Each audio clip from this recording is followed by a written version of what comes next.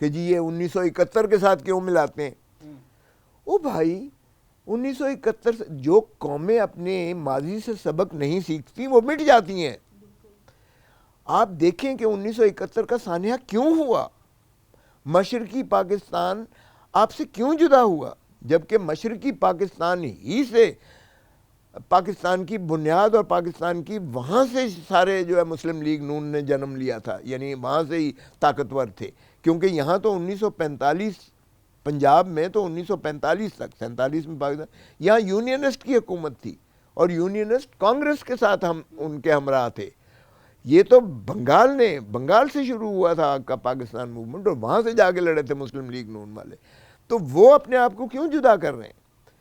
اس لیے اس کا ایک ہی جواب ہے کہ آپ نے عوام کے مینڈیٹ کو دھتکارا اور نہ مانا. یحییٰ خان نے 160 سیٹیں عوامی لیگ جیتی، 160. صرف ایک جو ہے وہ بھاشانی نے جیتی تھی.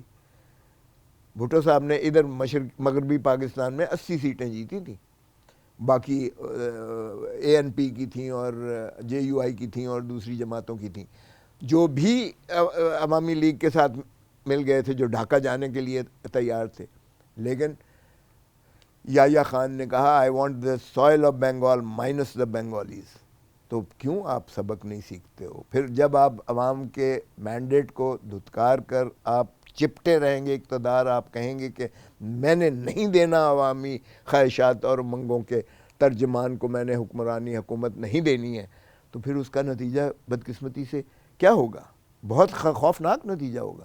تو اب اگر عمران خان کو ایک مینڈیٹ 8 فروری کو لوگوں نے دیا ہے تو پھر اس میں کیا مذائقہ ہے اگر کوئی مماثلت دیتا ہے کہ بھائی مت دہراؤ وہی غلطی کو.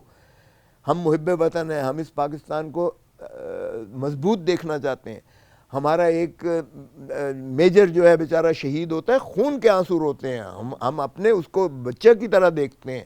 ہمیں تکلیف ہوتی ہے یہ جو ڈیرہ اسماعیل خان میں شہید ہوتا ہے یا جہاں بھی شہید ہوتا ہے، وہ ہماری حفاظت کے لیے، وہ وطن مادر وطن کی حفاظت کے لیے وہ اپنے جان کا نذرانہ دیتا ہے. ہمیں تکلیف ہوتی ہے، لیکن کیوں ہو رہا ہے؟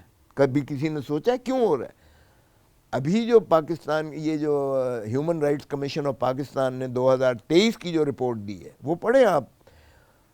اس سال 2023 کے سال میں سب سے زیادہ دہشت گردی در اندازی ہوئی ہے اور سب سے زیادہ جرم بڑھا ہے 2023 میں. کیوں بڑھا ہے؟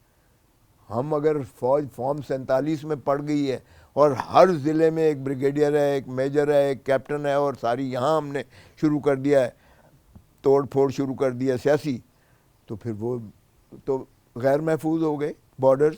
پھر وہاں سے تو در اندازی ہوگی، دہشت گردی ہوگی، جرم بڑھے گا. پھر ارے بابا ہم آپ کو محفوظ دیکھنا چاہتے ہیں.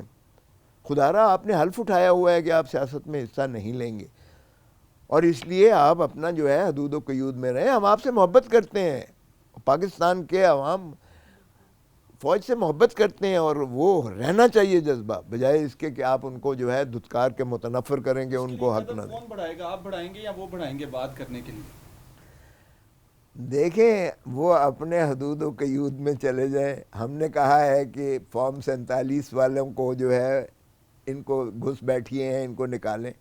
وہ عدالتوں کے ذریعے نکل سکتے ہیں، ایک ہفتے کے اندر یہ معاملہ ہو سکتا ہے. اور ہم سارے سیاستدان مل بیٹھ کر جو جینون الیکٹڈ لوگ ہیں، جن کو عوام نے واقعی ہی منتخب کیا ہے، کیونکہ ریاست جو ہے وہ عوام ہی کو حق دیتی ہے، حق حکمرانی آرٹیکل 7 میں.